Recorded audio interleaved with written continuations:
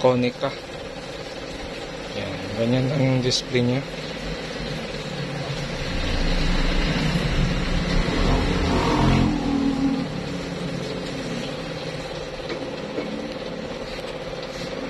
Model number 40 inches.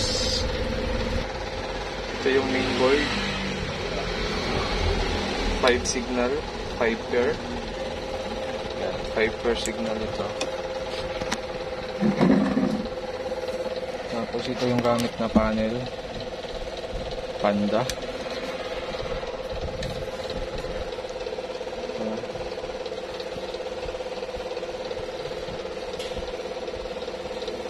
Panda 38 5R.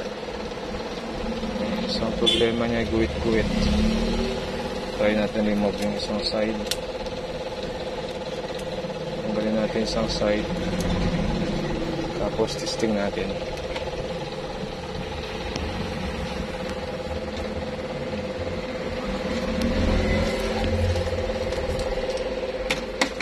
Yan, bumuksak. Tingnan natin. Ganun din, ano? Guwit pa rin siya.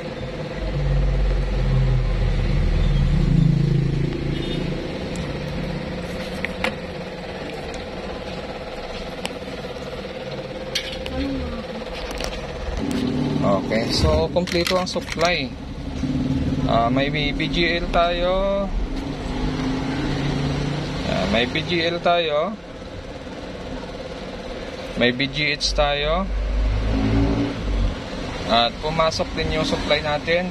Okay, so ground lang natin yung negative natin. Test prop, yan, nakatusok lang doon. Tapos check natin yung ating side. Ito, pag nakadapa ay kaliwang side.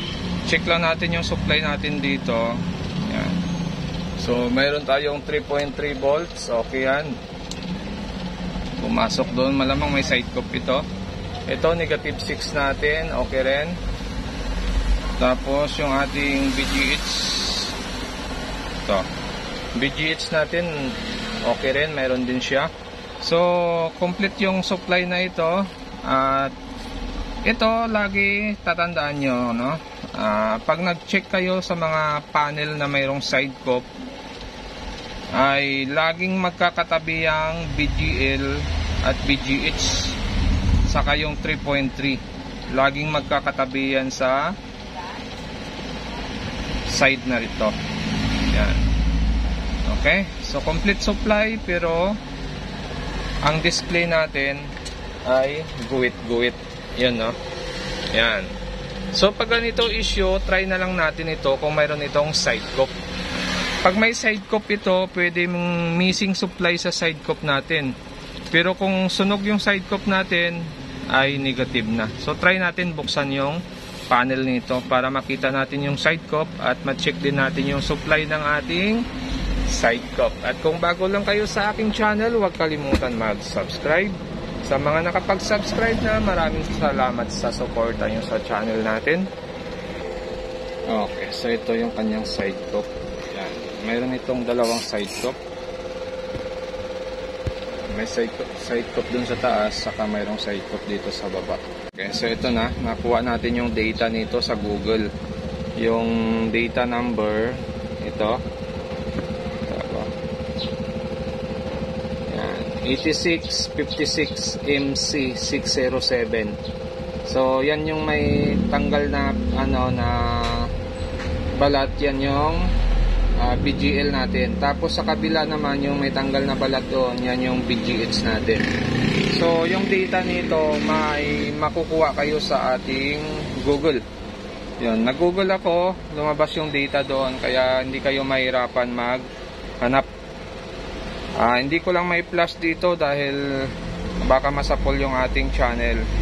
Dahil alam mo naman medyo strict sa copyright yung ating YouTube, no? So ito, mayroon tayong BGH dyan, yan. 25 ang BGH natin, ito yon. At gagawin natin ay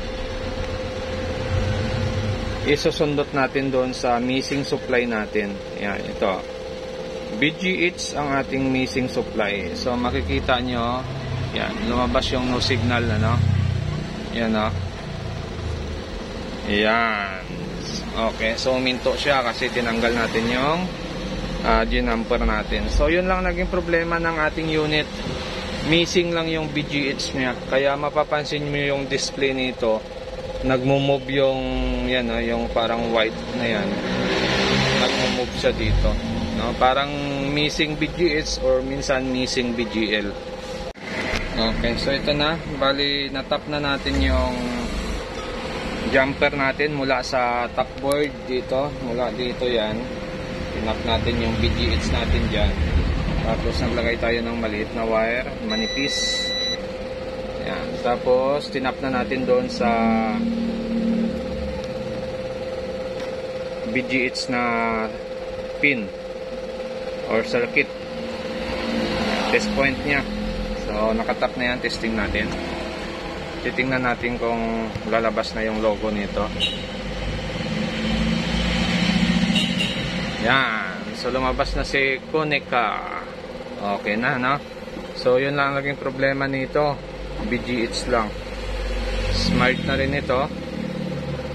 At kung bago lang kayo sa aking channel, huwag kalimutan mag-subscribe. Yan, no signal, okay na siya. Okay, so yun na. Yan, Konica. Okay na. So hanggang dito na lang yung video natin. At kung bago lang kayo sa aking channel, huwag kalimutan mag-subscribe sa susunod natin na video.